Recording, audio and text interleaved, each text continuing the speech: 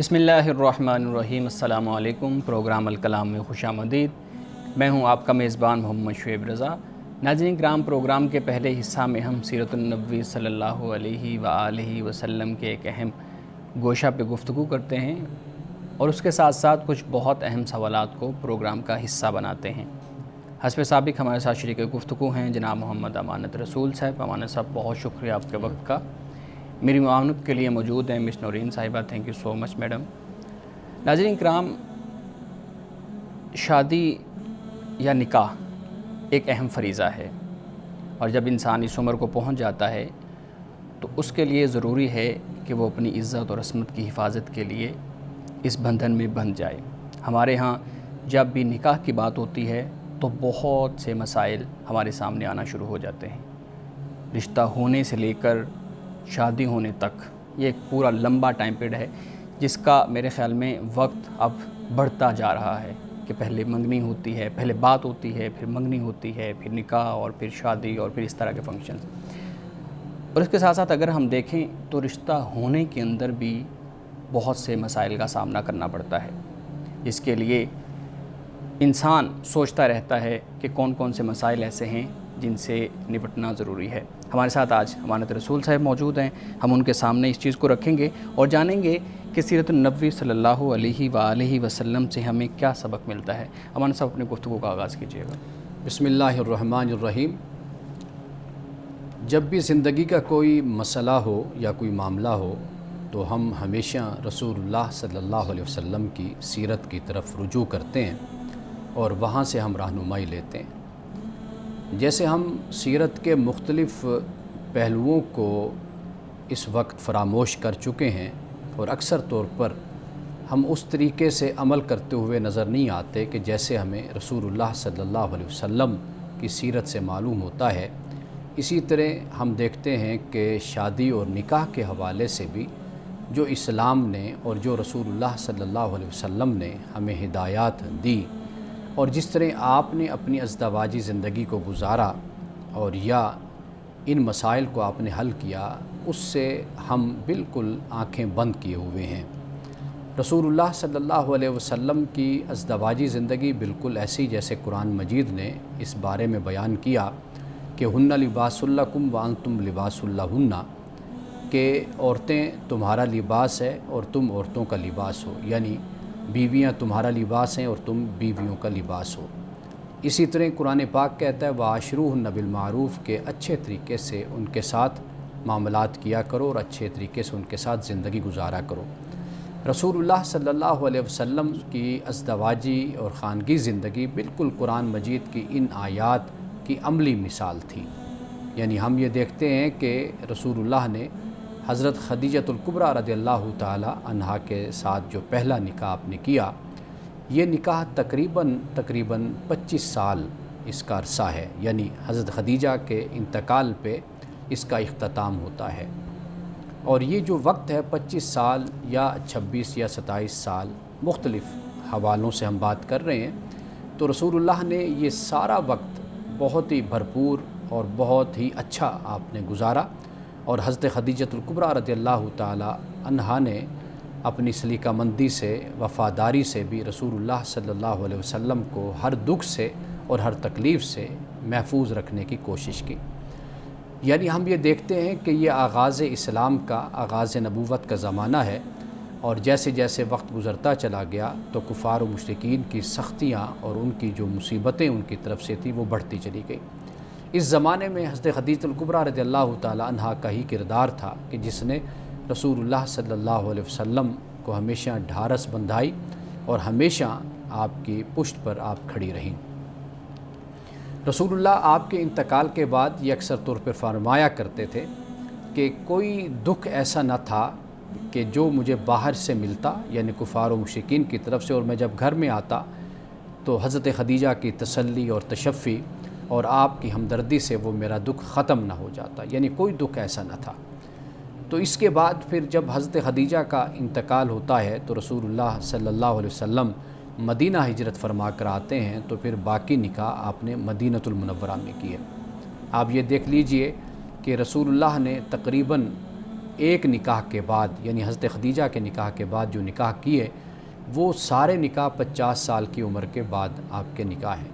حضرت عائشہ صدیقہ رضی اللہ تعالی عنہ سب سے کم عمر بھی ہیں، اور حضرت عائشہ واحد وہ خاتون وہ زوجہ ہیں کہ جن کا پہلا نکاح رسول اللہ صلی اللہ علیہ وسلم کے ساتھ ہوا، یعنی پہلی ازواج مطہرات یا تو وہ مطلقہ تھیں یا وہ پھر بیوہ تھیں۔ رسول اللہ نے حضرت عائشہ صدیقہ رضی اللہ تعالی عنہ کے ساتھ بھی وقت گزارا، یعنی ایک طرف جب ہم دیکھتے ہیں حضرت خدیجہ کہ جو عمر میں آپ سے بڑی ہیں ان کے ساتھ بھی بہت ہی خوبصورت وقت گزرا، اور اسی طرح حضرت عائشہ صدیقہ رضی اللہ تعالی عنہ کے ساتھ بھی بہت ہی اچھا وقت گزرا۔ حضرت عائشہ صدیقہ رضی اللہ تعالی عنہ سے ایک مرتبہ رسول اللہ صلی اللہ علیہ وسلم فرماتے ہیں عائشہ کہ جب تم مجھ سے خوش ہوتی ہو تو مجھے اس وقت بھی پتہ چل جاتا ہے جب راضی ہوتی ہو، اور جب تم مجھ سے ناراض ہوتی ہو تو مجھے اس وقت بھی پتہ چل جاتا ہے کہ تم مجھ سے ناراض ہو۔ تو عرض کرتی یا رسول اللہ صلی اللہ علیہ وسلم کیسے؟ تو آپ فرماتے ہیں کہ اے عائشہ کہ جب تم مجھ سے خوش ہوتی ہو تو تم کہتی ہو رب محمد کی قسم، محمد کے رب کی قسم، اور جب تم ناراض ہوتی ہو تو تم کہتی ہو رب ابراہیم کی قسم، تو مجھے معلوم ہو جاتا ہے۔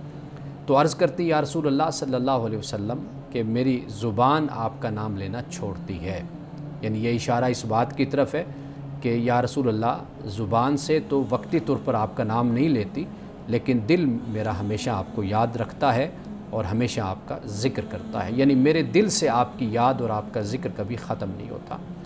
تو رسول اللہ صلی اللہ علیہ وسلم کی ازدواجی زندگی بہت ہی خوبصورت ہے، یعنی آپ اپنے گھر میں جب تشریف لاتے تھے تو آپ اس طرح گھر میں نہیں آتے تھے کہ جیسے کوئی سلطان، کوئی بادشاہ اور کوئی حکمران اور کوئی بڑی شخصیت آ گئی، بلکہ آپ اس طرح آتے تھے کہ جیسے گھر کا ایک عام فرد آتا ہے۔ آپ گھر میں اپنی ازواج کے ساتھ کاموں میں شریک بھی ہوتے تھے، اپنا کوئی کام ہوتا تھا تو وہ آپ خود کیا کرتے تھے، بلکہ یہ جھاڑو، گھر کی صفائی یا دیگر کاموں میں آپ ہمیشہ اپنے ازواج کا ساتھ دیا کرتے تھے، یعنی گھر کے کاموں میں آپ ان کے ساتھ شریک ہوا کرتے تھے۔ ایسا نہیں تھا کہ جیسے آج خامندوں کا یا مردوں کا کردار ہوتا ہے کہ وہ گھر میں آتے ہی ایسے شو کرتے ہیں کہ ہم تو باہر سے بہت ہی تھکے ہوئے اور بہت ہی کام کر کے ہم گھر میں آئے ہیں، تو لہٰذا اب ہمیں کچھ بھی نہ کہا جائے اور ہم چارپائی پر اور صوفے پر بیٹھ کر آرڈر کریں گے اور ہماری ہر بات کو مانا جائے گا۔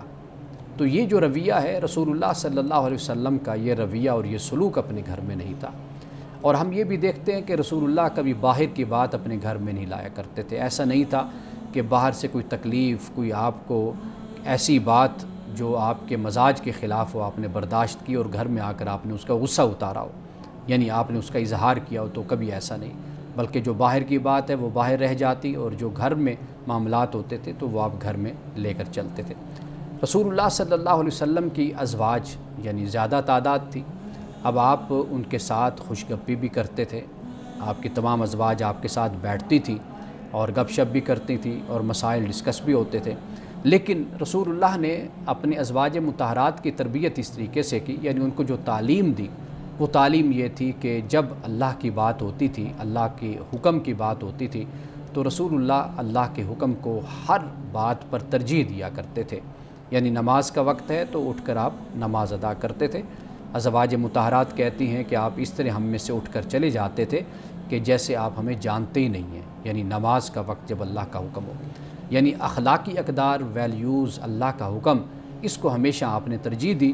آپ کی یہ ترجیح دینا ہی در حقیقت اپنی ازواج مطہرات اور گھر والوں کی تربیت کا نتیجہ اور حصہ تھی، یعنی آپ مسجد میں فرض نماز پڑھنے کے بعد اگر کوئی نماز پڑھنی ہوتی نفل تو آپ گھر میں ادا کرتے تھے تاکہ گھر والوں کی تربیت ہو۔ اسی طرح اگر آپ نے خیرات کرنی ہے تو وہ بھی گھر والوں سے کہہ کر اور ان کے ہاتھوں سے بھی کروایا تاکہ گھر والوں کی بھی تربیت ہو، اور اسی طرح اپنے گھر والوں کو اجتماعی معاملات میں، مجالس میں بھی آپ لے کر جاتے تھے، وہ آپ کی مجالس میں آپ کے ساتھ شریک ہوتی تھی۔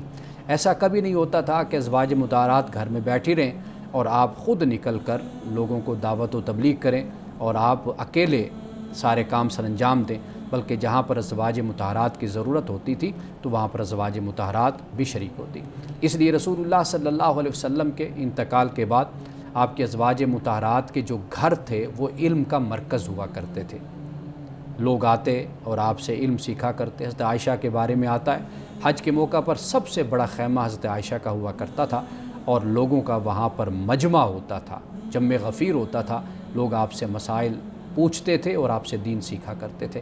یہ رسول اللہ صلی اللہ علیہ وسلم کی تربیت تھی جو آپ نے اپنے ازواج کی تھی۔ تو یہ بات یاد رکھیے کہ انسان جتنا بھی بڑا ہو جائے تو اس کی عظمت کی علامت اور عظمت کا نشان یہی ہوتا ہے کہ وہ اپنے گھر والوں کے ساتھ بہت اچھا سلوک کرتا ہے اور بہت اچھے اخلاق کے ساتھ اپنے گھر والوں کے ساتھ پیش آتا ہے۔ تو انسان تبھی عظیم ہوتا ہے کہ جب اس کے اندر عجز و انکساری ہوتی ہے، ملنساری ہوتی ہے، پیار محبت ہوتا ہے اور وہ لوگوں کے ساتھ اچھے رویے کے ساتھ اور خاص طور پر اپنے گھر والوں کے ساتھ اچھا سلوک کرتا ہے۔ تو رسول اللہ کی یہ سیرت ہمیں زندگی کے ہر حوالے سے رہنمائی کرتی ہے۔ آخری بات یہ عرض کرتا چلوں کہ ایسا نہیں ہے کہ کبھی کوئی ناراضگی نہیں ہوئی، ایسا نہیں ہے کہ کبھی کوئی اختلاف نہیں ہوا، ایسا نہیں کہ کبھی کوئی بات نہیں ہوئی۔ یہ معاملات بھی زندگی کا حصہ ہوتے ہیں۔ یہاں سے ہمیں سبق یہ ملتا ہے کہ اگر کوئی اختلاف ہے تو اس اختلاف کو اس جگہ تک لے کر نہیں جانا چاہیے کہ جس سے گھر اجڑ جاتے ہیں، جس سے طلاقیں ہو جاتی ہیں۔ اور یہ بات یقینی بات ہے اور فطری بات ہے کہ جب دو انسان مل کر رہتے ہیں تو ان کی عادات میں بھی اختلاف ہو سکتا ہے، ان کے مزاج میں، ان کی پسند ناپسند میں اختلاف ہو سکتا ہے، ان کے انتخاب میں اختلاف ہو سکتا ہے۔ بہت سے اختلافات ہوتے ہیں جو انسان کے اندر ہوتے ہیں، لیکن ان اختلافات کو اتنی ہوا نہیں دینی چاہیے کہ انسان کا گھر ویران ہو جائے۔ تو رسول اللہ کے ازواج رسول اللہ سے اختلاف بھی کرتی تھی بہت سے معاملات میں، اور آپ سے خوش گپیاں بھی کرتی تھی اور ناراض بھی ہوتی تھی۔ آپ علیہ الصلوۃ والتسلیم بھی ان سے کبھی اپنی ناراضگی کا اظہار فرمایا کرتے تھے۔ یہ سب کچھ انسانی زندگی کا حصہ ہوتا ہے اور اس میں ہی ہم سب کے لیے رہنمائی بھی ہے۔ ناظرین کرام، اسی گفتگو پہ کچھ سوالات ہمارے صاحب کے سامنے رکھیں گے، لیکن ایک بریک کے بعد ہمارے ساتھ رہیے۔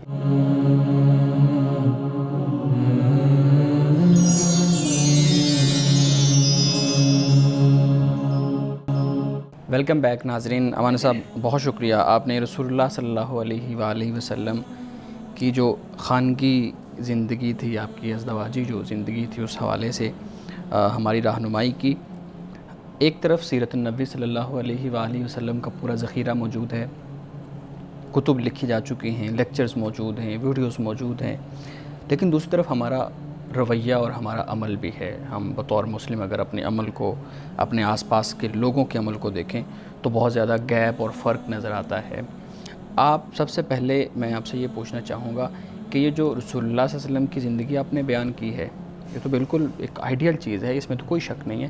دوسری طرف جو معاشرہ گراوٹ کا شکار ہو چکا ہے اس پورے نکاح کے یا خاندان کے ادارے کے اندر، اس کے درمیان جو فرق ہے، جو گیپ ہے، اس کی بنیاد کیا ہے؟ وہ فرق اور گیپ کیوں پیدا ہوا ہے؟ سب سے پہلی بات جو اس حوالے سے ہمیں مد نظر رکھنی چاہیے کہ آپ اپنی زندگی کے کسی بھی شعبے کو یا کسی بھی پہلو کو سنوارنا چاہتے ہیں، بہتر کرنا چاہتے ہیں، اس کو آپ کبھی بھی دوسرے پہلوؤں سے جدا نہیں کر سکتے۔ ہم جب نکاح کی بات کرتے ہیں یا خاندانی زندگی کی بات کرتے ہیں تو ایسا نہیں ہو سکتا کہ ہماری زندگی کے دوسرے پہلو تو بالکل ان اسلامک ہوں۔ ان اسلامک سے مراد یہ ہے کہ جو ویلیوز ہیں، اقدار ہیں، ان سے بالکل ہٹے ہوئے ہوں، اسلام کی جھلک اس میں نظر ہی نہ آئے، بالکل نظر نہ آئے۔ تو ہم یہ کہیں کہ جو نکاح کا ہمارا شعبہ ہے، ادارہ ہے یا خاندانی ادارہ جو ان سا ہے، یہ بالکل اسلامی ہو جائے تو یہ ناممکن بات ہوتی ہے۔ آپ جب تک رسول اللہ کی سیرت کو مد نظر رکھ کر اپنے معاشرے کی تشکیل نہیں کرتے، اپنے آس پاس کے ماحول کی تشکیل نہیں کرتے، اس وقت تک آپ کا جو گھر ہے، آپ کا جو خاندان ہے، وہ بھی اس کی بھی تشکیل پھر سیرت پر نہیں ہو سکتی۔ تو مثال کے طور پر آپ دیکھیے کہ جب ہم اسلامی معاشرے کی بات کرتے ہیں نا، یا ایک مسلمان کی بات کرتے ہیں، وہ یہ ہوتا ہے کہ جہاں پر نیکی آسان ہو جائے اور برائی کرنا مشکل ہو جائے، یہ اصل معاشرہ اسلامی معاشرہ ہوتا ہے۔ مسلم معاشرے کی نہیں میں بات کر رہا، میں اسلامی معاشرے کی بات کر رہا ہوں۔ تو جو اللہ کے دیے ہوئے اصول پر جب معاشرہ قائم ہوگا، اس کی اجتماعیت قائم ہوگی، تو وہاں پر پھر اس طرح کی جو خرابیاں اور قباحتیں وہ وجود میں نہیں آتی۔ یعنی مثال کے طور پر آپ دیکھیے کہ آپ نے جیسے انٹرو میں بھی اس کی طرف اشارہ کیا تھا کہ ہمارے ہاں جو مسئلہ ہے وہ کیا ہے، وہ یہ ہے کہ نکاح مشکل سے مشکل ترین ہوتا چلا گیا۔ کچھ تو چیزیں ایسی ہیں کہ جس کو ہم قبول کرتے ہیں، کوئی مسئلہ نہیں ہے. یعنی ہم کوئی اتنے قدامت پسند نہیں ہیں, کوئی بوڑھے دماغ کے لوگ یا پرانے لوگ اتنے نہیں. ہم یہ کہیں کہ تمدن میں تبدیلی آ گئی, جیسے انسانی زندگی میں تبدیلی آ گئی, تقاضے بدل گئے, سوچ بدل گئی, فکر بدل گئی, تعلیم کے طریقے بدل گئے, سب کچھ تبدیل ہو گیا. ہم اس سے کوئی انکار نہیں کرتے, وہ اپنی جگہ پر قائم ہے. وہ رسول اللہ کے زمانے میں بھی ایک تمدن اپنا وجود میں آ چکا تھا, اس سے پہلے سے وہ بدلا ہوا تھا. صحیح. اسی طرح ہمارا تمدن بھی بدلا ہوا ہے. اصل جو معاملہ اٹھتا ہے نا, وہ اس پہ اٹھتا ہے کہ جو آپ کی اقدار اور ویلیوز ہیں, آپ ان پر جب کمپرومائز کرتے ہیں. ہمارا معاشرہ در حقیقت اس سے ٹوٹ پھوٹ کا شکار ہے, اس انتشار کا شکار ہے کہ ہمارے ہاں جو اقدار اور ویلیوز ہیں, ہم اس پر نہیں بات کرتے تمدن کے. تمدن تو بدلنا ہی بدلنا ہے, طریقہ کار بدلنا ہے شادی کا. پہلے لوگ گھوڑوں پہ چلے جاتے تھے, اب گاڑیوں پر چلے جاتے, تو تمدن تو بالکل مختلف چیز ہو جاتی ہے. لیکن اصل چیز ہے تہذیب, جو اسلام نے, جو سیرت نے جو بنیادی باتیں ہمیں دی ہیں, ہم اس کو اصل چھوڑ چکے ہیں. اور اجتماعی زندگی میں بھی ہمارے وہ چیزیں نظر نہیں آتی, جس کی وجہ سے نکاح اور اس طرح کے جو طرف آپ نے اشارہ کیا, اس سے یہ مسائل یہاں پر پیدا ہوئے. لیکن ہمانے صاحب, جو مشکلات ہیں نکاح قائم کرنے کے اندر یا ایک تعلق قائم کرنے کے اندر, وہ مشکلات تو بڑی شاید آپ کو تو وہ یا مجھے تو وہ مشکلات لگتی ہوں, لیکن کسی دوسرے کے لیے جو اپنی اس زندگی کو شروع کر رہا ہے, اس کے لیے وہ مشکلات اور طرح سے اس کو وہ دیکھ رہا ہو. مثال کے طور پہ ہمارے ہاں ڈیمانڈز بڑھتی جا رہی ہیں. ہمارے ہاں ہر ایک کی خواہش یہ ہوتی ہے کہ وہ اپنی تعلیم کا جو ایک لیول ہے, خاص طور پہ ایم فل ہے یا پی ایچ ڈی ہے, اگر ایم فل کر چکا ہے, شادی سے پہلے پی ایچ ڈی شروع کر لیا, تو ان کی کوشش یہ ہوتی ہے کہ اب اس کی تکمیل ہو جائے تو پھر ہم کریں. کیریئر کا آغاز ہو گیا ہے, تو اب وہ کیریئر تھوڑا سا بہتر ہو جائے, آپ کی انکم تھوڑی بہتر ہو جائے, چلیں کسی شہر کے اندر گھر بن جائے. مطلب یہ ساری ریکوائرمنٹ ان کی بنیادی طور پہ ہوتی ہیں. اب اس میں مسئلہ کیا ہے؟ بہت سے ہم نے لوگوں کی باتیں سنی ہیں, لیکچر سنے ہیں, وہ کہتے ہیں کہ اصل میں بنیادی جو جڑ ہے مسائل کی وہ یہی ہے کہ آپ کے ذہن میں کیریئر آ جاتا ہے, آپ کے ذہن میں تعلیم مکمل کرنا آ جاتا ہے, آپ کے ذہن میں اپنے پاؤں پہ کھڑے ہونا آ جاتا ہے. یہ تو ساری زندگی آپ نہیں ہو پائیں گے. لیکن ایک نوجوان کے لیے تو یہ بڑی جینوئن چیزیں ہیں, وہ اپنی زندگی ایسے کیسے شروع کر لے کہ جو بالکل اس کا کوئی اسکیچ اس کے ذہن میں نہ ہو. اسلام کے پیش نظر جو بات ہے وہ آپ کا اخلاق ہے, آپ کا کردار ہے, آپ کی عفت ہے, آپ کی عصمت ہے, آپ کی موڈیسٹی ہے. یہ اسلام کے پیش نظر بنیادی مسئلہ ہے. اس پر اسلام کوئی کمپرومائز نہیں کرتا. ٹھیک ہے. باقی جو چیزیں ہوتی ہیں وہ ایڈجسٹیبل ہوتی ہیں, یعنی وہ آپ اپنی معاشرت سے, اپنے ماحول سے. مثال کے طور پر میں آپ کو بتاتا ہوں کہ میں ایسے بہت سے لوگوں کو جانتا ہوں کہ جو بہت ہی خوشحال لوگ ہیں, مالدار لوگ ہیں. انہوں نے بہت کم عمری میں اپنے بچوں کی شادی کر دی. ٹھیک ہے. یعنی اس وقت بھی وہ بچہ اگر 28 سال کا ہے, وہ 3 بچے اس کے ہیں. صحیح. تو وہ ایک یہ بھی بیک گراؤنڈ پس منظر ہوتا ہے کہ آپ اپنے بچے کی تعلیم بھی جاری رکھتے ہیں اور اس کی شادی بھی کر دیتے ہیں, اس لیے کہ آپ کے لیے اس طرح کا کوئی مسئلہ نہیں ہوتا. ہاں, یہ تو وہ فیملیز ہیں نا جن کے لیے یہ سارے مسئلے ہیں ہی نہیں. یہ تو مڈل کلاس فیملیز. جی, میں وہی عرض کر رہا ہوں نا, یہ اپنی پھر ایڈجسٹمنٹ ہر کسی نے اپنی اپنی کرنی ہوتی ہے. یعنی مثال کے طور پر ہمارے دوست ہیں, وہ اتنے بڑے امیر لوگ نہیں ہیں, لیکن میں نے دیکھا کہ انہوں نے اپنی بچی کو جب وہ پڑھا رہے تھے تو اس کی شادی کر دی. انہوں نے سسرال والوں سے کہا کہ ہماری بیٹی اپنا سلسلہ تعلیم کو جاری رکھے گی, جو یہ بننا چاہتی ہے, پڑھنا چاہتی ہے. انہوں نے کہا ٹھیک ہے, پڑھتی رہے. ایسا بھی ہوتا ہے.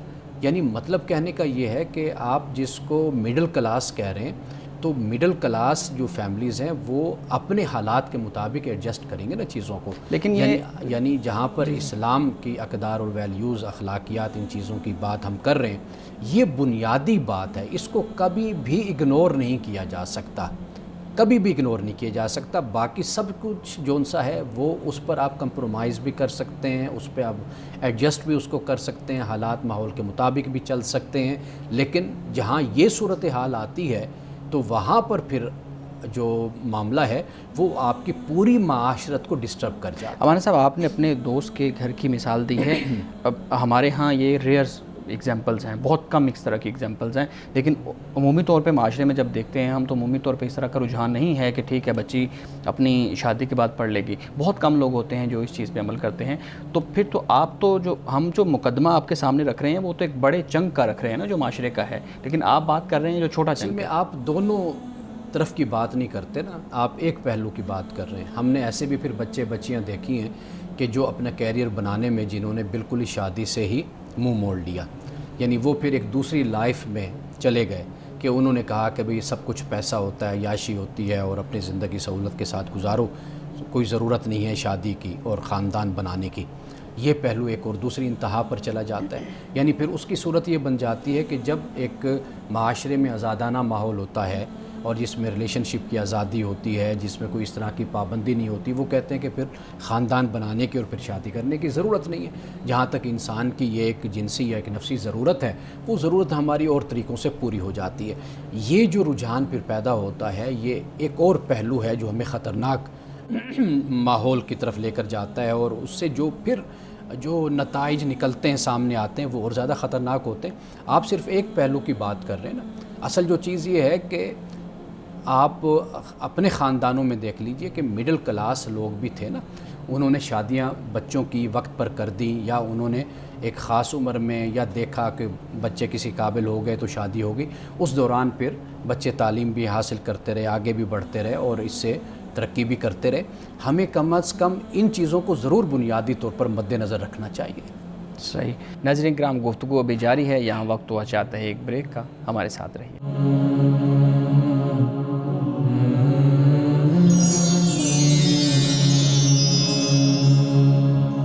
پروگرام میں ایک دفعہ پھر خوش آمدید. ناظرین کرام، بات چل رہی ہے نکاح کی، شادی کی، تو ایک بڑا ہی خوبصورت کورس ہے جو ادارہ فکر جدید نے ڈیزائن کیا ہے میرج گائیڈنس کورس کے نام سے.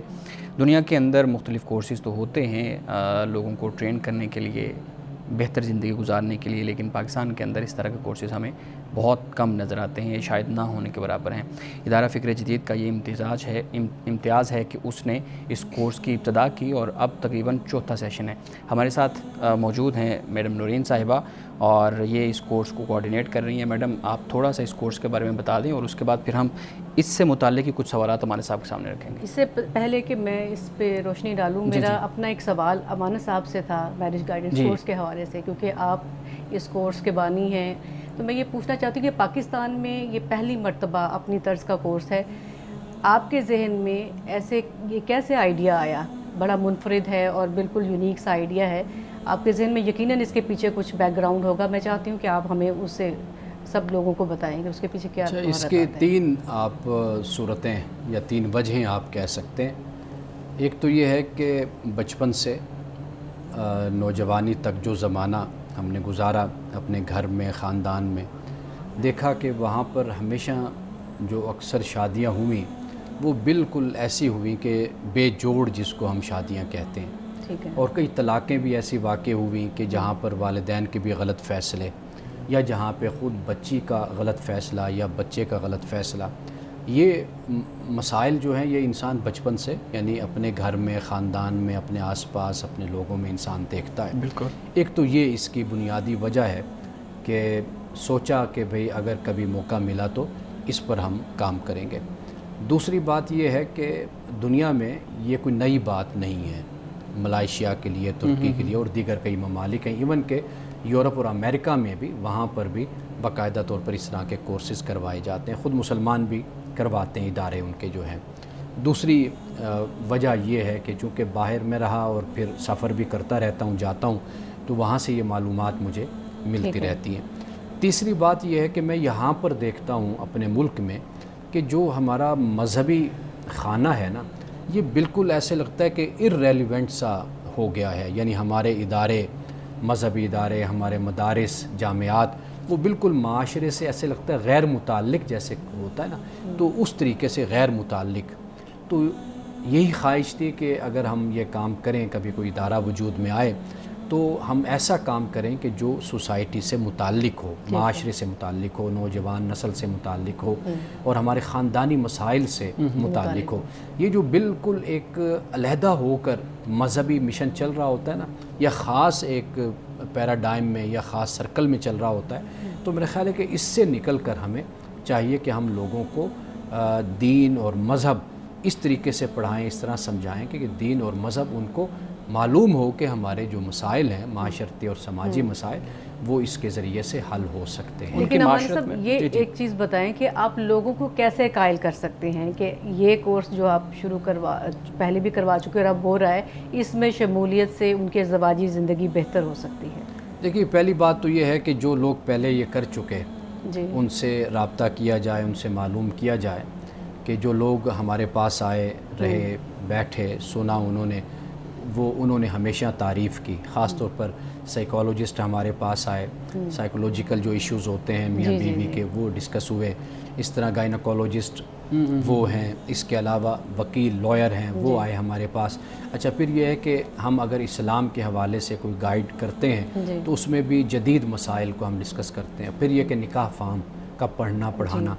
جب ہمارے ٹاپک اور ہمارے موضوعات ناظرین دیکھیں گے، لوگ دیکھیں گے، تو ان کو خود اندازہ ہوگا کہ یہ ایسے مسائل ہیں کہ جن پر ہمیں ضرور رہنمائی اور گائیڈنس ہمیں لینی چاہیے. اور آج کل تو یہ آئیڈیالزم کا وہ زمانہ ہے کہ آپ آئیڈیالائز کر لیتے ہیں ایک پکچر کو اور پھر اپنی زندگی اس کے مطابق گزارنے کی کوشش کرتے ہیں، جبکہ اس کے سرکمسٹانسز، اس کے حالات اور آپ کے حالات میں زمین آسمان کا فرق ہوتا ہے. یہ بڑا جو ہے نا وہ بڑا پرابلم ہے. اچھا اب آپ نے جو بات کی تھی، کیا میں اس کو ایڈریس کر سکتی ہوں کہ یہ کورس بنیادی طور پہ کیا ہے؟ ویسے تو ہمارے جو سب سے پہلے جو ٹارگٹ ہے وہ یہی ہے کہ جو نیولی میرڈ کپل ہیں اور جن کی ابھی شادیاں پلان ہو رہی ہیں، لیکن اس کا مقصد یہ نہیں ہے کہ صرف یہی لوگ پارٹیسپیٹ کر سکتے ہیں، بلکہ وہ جوڑے، شادی شدہ جوڑے جو کہ اپنی زندگی کے اب مڈل ایج میں آ چکے ہیں اپنی شادی کے حوالے سے، وہ ان کو بھی گائیڈنس کی ضرورت ہوتی ہے. بلکہ مجھ سے خود خواتین ایسی ہیں جنہوں نے رابطہ کیا، وہ چاہتی ہیں کہ اگر ہمارے بچے اویلیبل نہیں ہیں، وہ بزی ہیں، جاب پہ ہیں، تو ہم چاہتے ہیں کہ ہم یہ رہنمائی لیں، اس لیے کہ اگر ہم اویئرنیس ہمیں ہوگی تو ہم اپنے بچوں کو رائٹ ٹائم پہ رائٹ سجیشن دے سکیں گے. بعض اوقات کہتی ہیں کہ بچے ہم سے ایسے سوال کرتے ہیں جو ہمیں ایٹ دا اسپاٹ اس کا جواب اور دلیل کے ساتھ دینا نہیں آتا ہے. یعنی یہ نوجوانوں کے لیے بھی ہے، کپلز کے لیے بھی ہے، اور والدین کے لیے بھی ہے. والدین کے لیے بھی. بالکل ٹھیک ہے، بڑی خوبصورت بات ہے. اچھا مجھے مزید یہ بتائیے گا کہ یہ کتنی دیر کا کورس ہے، اور اس میں موضوعات تو کافی حد تک امانت صاحب نے بتا دیا کہ کس تھیم پہ بات کر رہے ہیں، اور اس میں کس کس طرح کے لوگ شامل ہوں گے، یعنی ٹرینر جو آپ کے ہیں وہ کون؟ جی ٹرینرز آپ یہ دیکھ لیں کہ زندگی جن کے اوپر بنیاد یا جن پلرز پہ ہماری زندگی کھڑی ہوئی ہے نا، وہ سارے پلرز ہم نے اکٹھے کر لیے ہیں. اچھا. قانون کا شعبہ دیکھ لیں، بجٹ کے حوالے سے دیکھ لیں، ورکنگ وومن کے حوالے سے دیکھ لیں، گائنی کے ایشوز ہیں کیونکہ فرٹیلیٹی، انفرٹیلیٹی ہماری شادی کے بعد یہ بنیادی چیزیں ہوتی ہیں.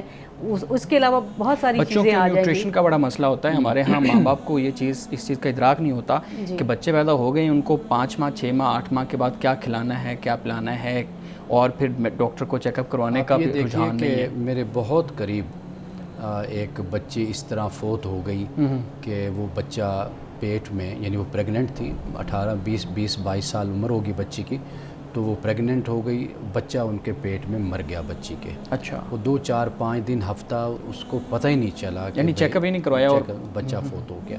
تو اس میں پھر اس بچی کی بھی ڈیتھ ہوئی، یعنی بچہ بھی فوت ہو گیا اور بچی کی بھی ڈیتھ ہو گئی. تو ایسے بہت سے واقعات ہیں کہ جو اگر گائناکولوجسٹ کے ساتھ رابطہ ہو اور اس کا لیکچر اٹینڈ کیا جائے اور سنا جائے اور معلومات ہو، تو بہت سی بڑی تکلیفوں سے انسان بچ جاتا ہے. میں نے یہ چیز دیکھی ہے کہ اس طرح کی اویئرنیس ہونا سوسائٹی میں. تو آپ دیکھیے پاکستان اس وقت جہاں کھڑا ہوا ہے، یہاں میں پڑھ رہا تھا کہ شاید افغانستان سے کم ہو، یعنی جو ڈیتھ ریٹ ہے خواتین کا 1 لاکھ میں سے، تو یہ بہت زیادہ ہے. یعنی ناروے اور ان ممالک کو ہم دیکھتے ہیں تو شاید لاکھ میں سے 4-3 عورتیں فوت ہوتی ہیں. ہمارے یہاں سینکڑوں میں عورتیں فوت ہوتی ہیں لاکھ میں سے. تو یہ جو صورتحال ہے یہ بہت خطرناک ہے. تو ہم لوگوں کو اس بارے میں بہت زیادہ حساس ہونا چاہیے. بالکل صحیح ہے. میڈم کچھ مزیدی سوالات ہیں اس کورس کے حوالے سے، میں ایک بریک لے لوں، اس کے بعد ناظرین کرام یہاں وقت ہوا چاہتا ہے ایک بریک کا، ہمارے ساتھ رہیے.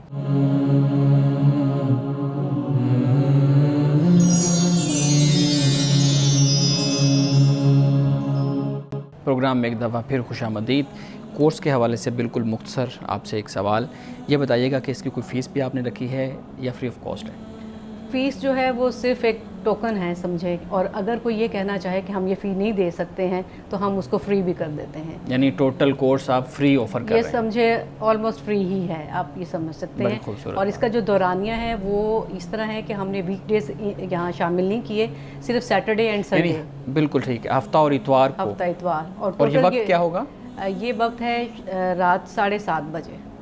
ٹھیک. اور ابھی میرے خیال میں گرمی ہے تو یہ شام کے بعد، کیونکہ مغرب کے ٹائم کو ہم نے فالو کیا ہے کہ جب تک یہ کورس کا آغاز ہوگا مئی تک मई से शुरू होना, तो उस वक्त तक 7 के करीब मगरिब का टाइम चला जाएगा, तो लोग अपनी मगरिब की नमाज़ पढ़ के बहुत आराम से इसको कर सकते हैं। और टोटल ये 1 महीने में हमारा कवर हो जाएगा। 1 जुलाई को लास्ट लेक्चर जो है वो हमारा बिल्कुल ठीक है। मैडम, आप एक सवाल ब्रेक में डिस्कस कर रहे थे, हमारे साहब के सामने रखिएगा। हाँ जी, सवाल। हमारे साहब, आज हमारी सोसाइटी में जो चीज़ें चल रही हैं कि रिश्ता दिखाने के लिए जो ख़वातीन और मर्द हजरात इस मैदान में काम कर रहे हैं, इन लोगों पर किस हद तक रिलाय किया जा सकता है? अब तो ऐप्स भी बल्कि आपको पता है कि इस काम के लिए बहुत तेज़ी से काम कर रही हैं, इनकी भरी भरी फ़ीसें भी हैं। अभी कल ही मैं पढ़ रही थी एक जगह इश्तिहार कि पर विज़िट रिश्ता हो या ना हो 10,000 रुपीज़ रखी गई है फ़ीस, और रिश्ता होने के बाद अगर रिश्ता तय हो जाता है 50,000।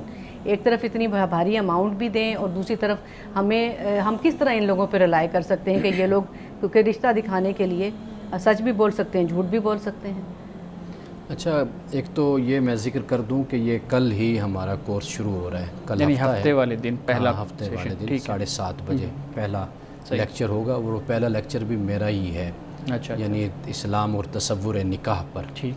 और इस ज़िमन में कई मसाइल जो होते हैं वो मैं डिस्कस भी साथ करूँगा, ऐसे सवालात के जो औरत की हैसियत के मुतालिक होते हैं, क्योंकि हमारे माशरे में आपको मालूम है कि ज़्यादा जो मामला होता है वो औरत के साथ ही और बड़ी जोड़ा नेगेटिव जाता है। चीज़ें फैलाई गई। नेगेटिव चीज़ें, हम उन तमाम नेगेटिव चीज़ों को, मनफी जो तासुर है औरत के बारे में, उसका जायज़ा हम लेंगे इस्लाम की रोशनी में। सही।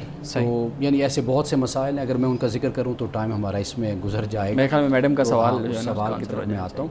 देखिए, जो ऐप्स वगैरह बनी हुई ना, ये तो एक बहुत बड़ी नेमत है खुदा की, इसलिए कि इसमें एक बड़ा खूबसूरत तरीका ये होता है कि जैसे आप AI को कमांड देते हैं ना कि हमें ये चीज़ चाहिए, उसको आपके माइंड सेट का, आपके एजुकेशन का, आपके एटीट्यूड क्या, एप्टीट्यूड जिसको कहते हैं, रुझान का पता चल जाता है उसको, तो वो फिर उसके मुताबिक आपको चीज़ें इकट्ठी करके देता रहता है। अच्छा। इसी तरह ऐप्स का मामला भी यही होता है कि उन्होंने लड़के हों या लड़की, तो उनकी आदत, उनकी खूबसूरती, उनका यानी वो आपसे मालूमात ले लेते हैं, सारी उस मालूमात की ले बुनियाद लेते हैं, उसके मुताबिक फिर रिश्ते जो मैच करते हैं ना वो आपको मिलते जाते हमारे हैं। सब अगर कोई झूठ बोल दे, ये नहीं, देखिए वो झूठ बोलना तो फिर अल्लाह ने हमें भी 2 आंखें दी हुई हैं, हम भी जाकर देख सकते हैं, बात कर सकते हैं। ये तो नहीं ना कि जो ऐप्स पर जो कुछ हो गया वो फाइनल हो गया, वो तो सिर्फ ये है कि आपके लिए पहला कदम उठाना आसान हो जाता है। ठीक है। ये सिर्फ ऐप नहीं, बल्कि हमारे दोस्त हैं वो ये काम करते हैं। तो एक ऑफ़िस बना हुआ है, वहाँ पर लोग जाते हैं, अपने अपने जो रिक्वायरमेंट्स हैं, तकाज़ा है, या जो भी अपना बेटा या बेटी, बहन या भाई, उसकी जो भी जो क्या कहते हैं उसको प्रोफाइल है, वो लिख कर वहाँ पर देकर आ जाते हैं, फिर उसके मुताबिक वो रिश्ते आपको दिखा देते हैं। तो ये तो बहुत बड़ी नेमत है जो साइंस ने आपके लिए सहूलत पैदा कर दी है। अगला कदम फिर आपने उठाना है। जहाँ तक आप ये लोगों की बात करें, देखिए ये काम तो फ़ी सबीलिल्लाह होना चाहिए, यानी इस तरीके से कि आपने मिला दिया और आपने ये काम कर दिया। और अगर कोई रखता भी है तो कम से कम इतनी हो कि कोई गरीब आदमी भी, कोई मुतवसत है, वो भी उसको पे कर सके। जहाँ तक आपने इन बड़ी फ़ीसों की बात की, मेरा ख़्याल है कि ये पोश इलाकों में ये लोग होते हैं, तो पोश इलाकों में रिश्ते दिखाना करना, वहाँ पर इतनी फ़ीस देना इनके लिए कोई मसला नहीं होता।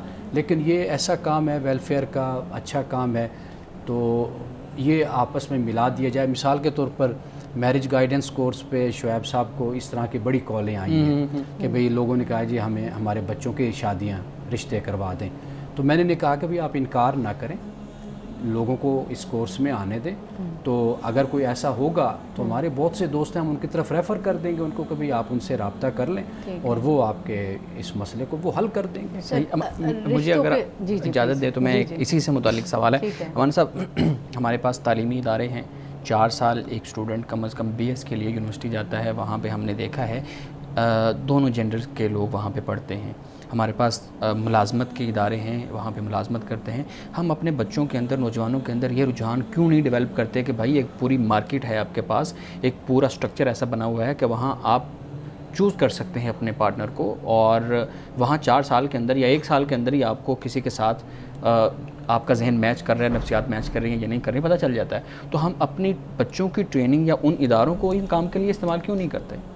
آپ بے فکر رہیں، جو بچے نوجوان چاہتے ہیں وہ ایسا کر وہ تو اپنی لیتے مدد ہیں، آپ کے تحت کر رہے ہیں نا. کر لیتے ہیں. ان کا مطلب ہے کہ بھی پیرنٹس یا جو ہمارا بڑے لوگ جو بھی ہمارے معاشرے کے ہیں وہ اس کی پذیرائی کریں، حوصلہ افزائی کریں. دیکھیے اکثر طور پر گھروں میں والدین اپنے بچوں کو یہ بات، خاص طور پر بیٹوں کو یہ کہتے ہیں کہ بیٹا اگر کوئی، بیٹی کو بھی کہتے ہیں، اگر کوئی لڑکا کوئی آپ کو پسند ہو، آپ کا کلاس فیلو ہے اور آپ سمجھتے ہیں کہ یہ آپ کو سوٹ کرتا ہے، کمپیٹیبلٹی ہے، تو بے شک آپ ہمیں بتائیں، ضرور ہم یہ قدم اٹھائیں گے. تو میرا خیال ہے کہ اس میں کوئی حرج نہیں ہے کہ اگر ایسا کیا بھی جائے. لیکن مذہبی طبقے کی طرف سے یہ بہت بڑا ایلیگیشن بھی لگایا جاتا ہے کہ بھی جہاں پہ بچیاں بھی اور بچے اکٹھے پڑھ رہے ہیں نوجوان، تو وہ کہتے ہیں کہ وہ ایک یہ دوسرے سے ملے بھی نہ، بات بھی نہ کریں، نامحرم دیکھیے ہیں. ہمارا، دیکھیے جو بھی مذہبی طبقہ کہہ لے، لیکن اصل بات یہ ہے کہ مل جل کر وہ پڑھ تو رہے ہیں نا، چاہے وہ حجاب میں پڑھیں یا علیحدہ پڑھیں، جیسا بھی پڑھیں، تو چناؤ انتخاب یہ تو ہو ہی سکتا ہے. امان صاحب آج کی حدیث مبارکہ بیان کیجیے گا. آج کی حدیث صحیح مسلم کی حدیث ہے.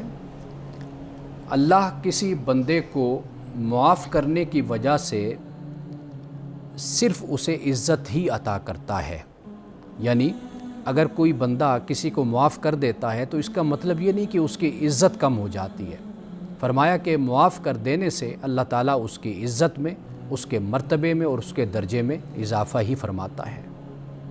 امان صاحب بہت شکریہ آپ کے وقت کا، آپ کی گفتگو کا. میڈم بہت شکریہ آپ کے وقت کا. ناظرین گرامی، اس دعا کے ساتھ اپنے پروگرام کا اختتام کریں گے.